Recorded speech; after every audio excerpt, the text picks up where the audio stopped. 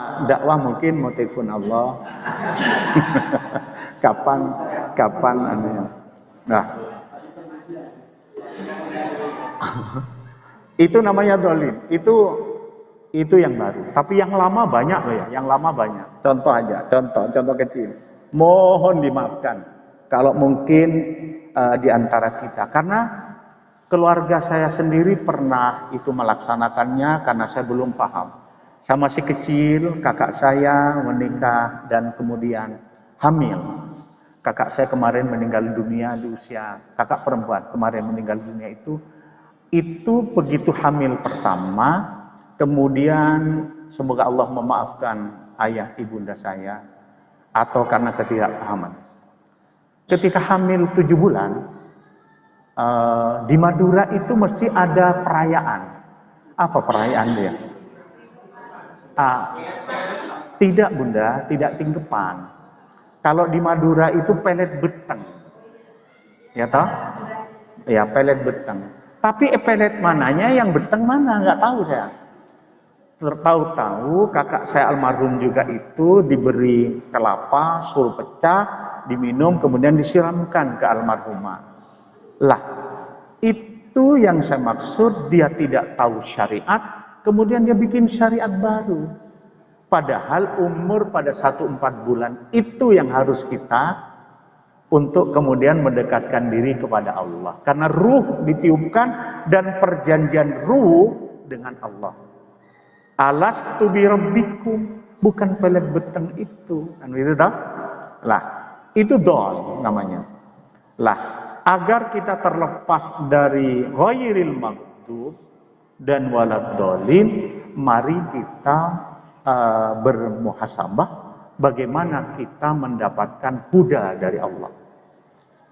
Kita ini sekarang ini, apakah kita sudah mendapatkan petunjuk dari Allah? Yang tahu kan kita dengan Allah. Sama dengan pada surat Al-Anfal ayat 2, yang tahu kita iman bukan orang lain. Yang tahu bahwa kita beriman kita dengan Allah. Cara ngetesnya surat Al-Anfal. Apakah betul ketika menyebut Allah bergetar hati kita?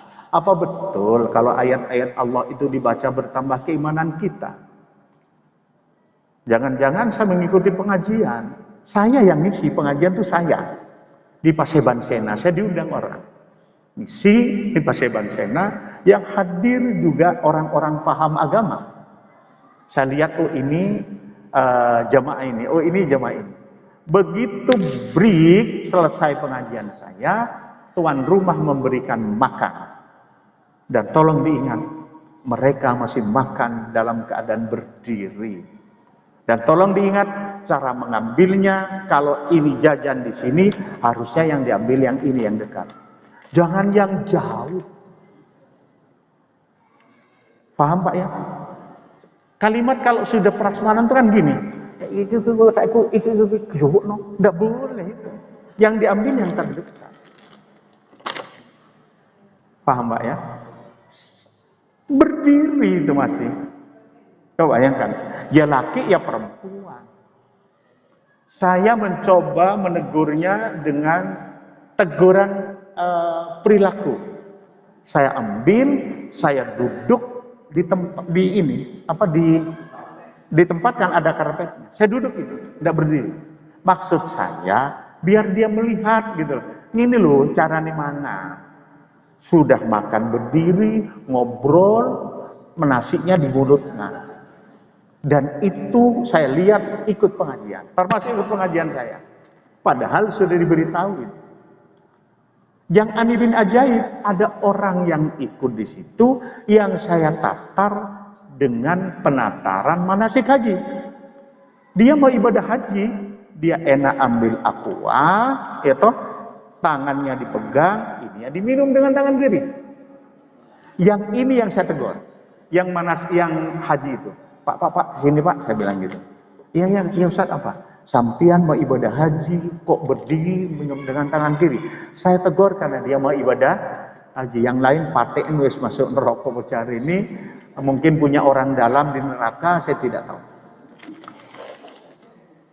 Lah, mari kita lihat orang yang dapat petunjuk itu orang yang bisa membedakan mana baik dan buruk tanpa dia usaha. Bapak tanpa usaha, tahu-tahu Bapak sudah berbuat baik, meninggalkan yang buruk.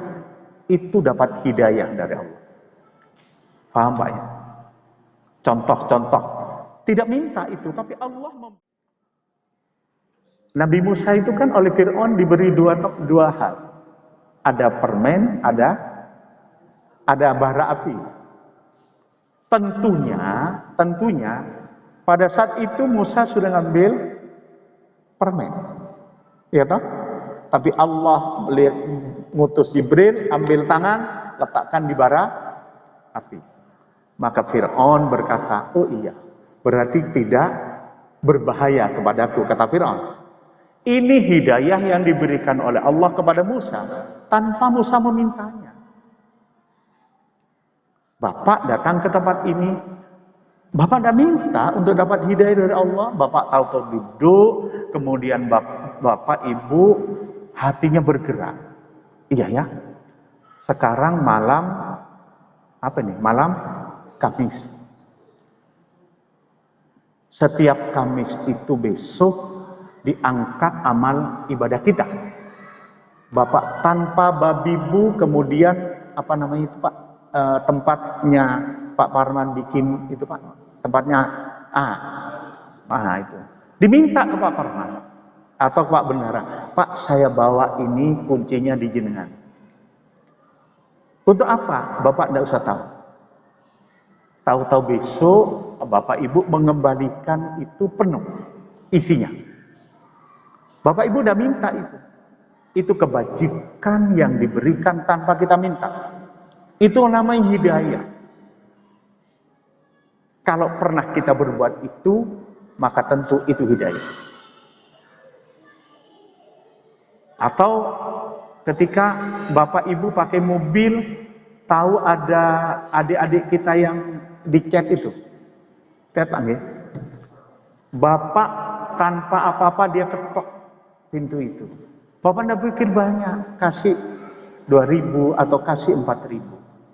Itu hidayah Pak, tanpa kita minta itu. Karena harta yang diberikan pada orang meminta ataupun tidak meminta. Ini yang menurut saya sulit. Semoga tidak, saya tarik.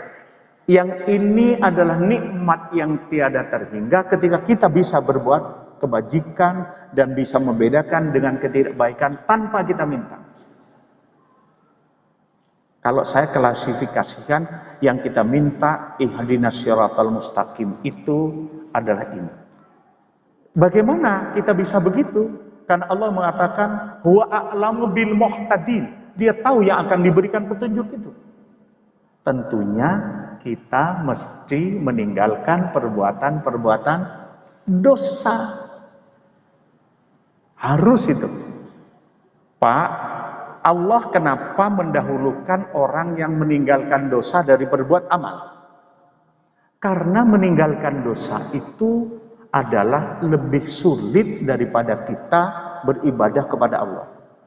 Pertanyaan saya, Bapak ibadah sholat isya berjamaah dan sholat subuh berjamaah lebih gampang apa lebih sulit ketika mungkin kita kemudian ngerumpi? Apa ngerumpi? Apa Pak? Ngerumpi. Yang ngerumpi apa? Kumpul. Biasanya kalau ngerumpi itu, mohon maaf. Biasanya bagi ibu. Biasanya loh, tapi bukan ibu di sini lah. Ngerumpi itu kalau menurut saya berbicara tentang kejelekan orang. Woi kulebu, wis lemu, pakaian ini. Lebih gampang itu, apa lebih gampang kita sholat isya berjamaah? Lebih gampang sholat isya berjamaah apa?